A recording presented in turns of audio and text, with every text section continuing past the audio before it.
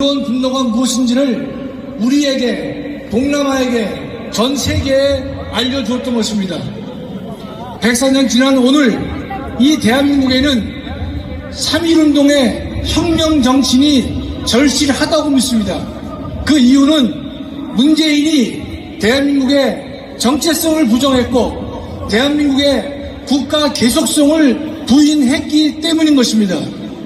문재인은 2020년 제주 4.3 추모사에서 제주는 먼저 꿈을 꾸었다는 이유로 처참한 죽음을 맞이했다고 했습니다. 동시에 그들의 꿈이 우리의 꿈이라고 했습니다. 제주 4.3 사건이라고 하는 것은 대한민국의 건국을 방해하고 대한민국을 부정하면서 북한 조선민주주의 인민공화국으로의 통일을 꿈꾸던 자들의 국가 반란이 그 사건의 본질인 것입니다.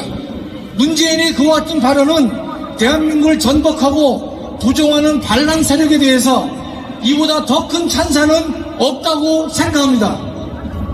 문재인은 이에 그치지 않았습니다. 제주 4.3 특별법을 제정하면서 제주 4.3 사태에서 유죄 판결을 받은 모든 수용자들에게 무죄를 선고하는 장치를 만들었던 것입니다. 지금 금년 1월까지 24번에 걸쳐서 직권 재심을 통하여서 수많은 사람을 무죄로 만드는 일을 지금 진행하고 있는 것입니다. 또한 그들 자손에게 9천만 원의 보상금을 지급하고 있습니다. 여러분, 이 나라가 과연 정상적인 나라인지 여러분께 묻겠습니다. 저는 이 나라가 도저히 정상적이라고 믿지 않는 것입니다. 또한 문재인은 거기에 그치지 않았습니다.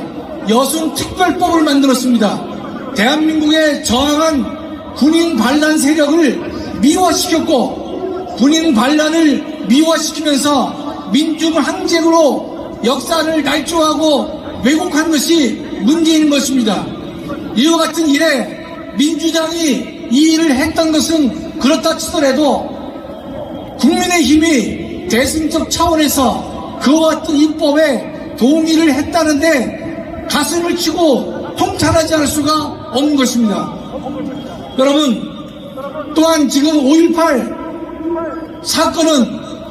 사건은 대한민국의 특정 지역을 성역화 만들고 있는 것이고 특정 지역의 주민들에게 엄청난 혜택을 주고 있는 것입니다.